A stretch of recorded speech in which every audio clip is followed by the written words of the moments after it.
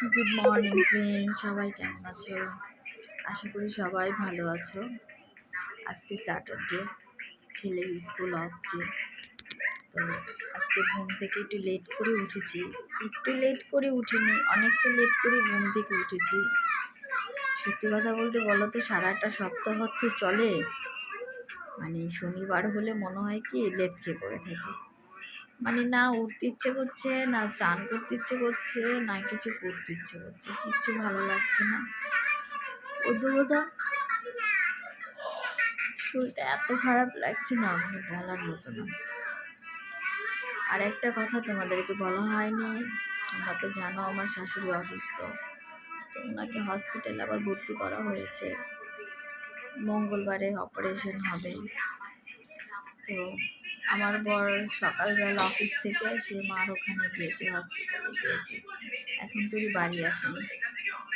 বেলা দুপুর 1টা বেজে গেছে, সে কখন আসবে জানি না।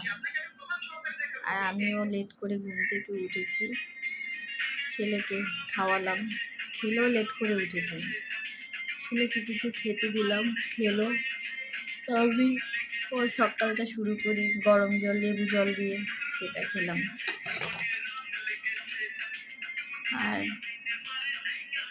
খেয়ে ভাবলাম তোমাদের সাথে একটু কথা বলি, কিছু ভালো লাগছে না।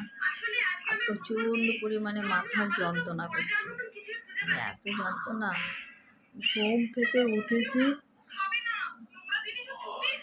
এখনো মনে হচ্ছে কি ল্যাদ খেয়ে শুয়ে থাকি, কিছু ভালো লাগছে না, কিছু ভালো লাগছে না, জানি না। ও গিয়েছে হসপিটালে, তোকে নাকি ডাক্তার বলেছে যে কি নাকি বলবে, ওয়েট করতে বলেছে। ও বসে আছে, ওনারা কখন জানাবে সে অপেক্ষায় বসে আছে। ও বেচারা সারা রাত নাইট ডিউটি করে না খেয়ে এখন হসপিটালে যেয়ে বসে রয়েছে, কখন ফিরবে কখন খাবে, এই করে করে আমার বরটা অসুস্থ হয়ে গেছে। এই রাত জাগা কাজ করে করে ফ্যাট হয়ে গেছে, কি বলবো, কিছু বলার নেই।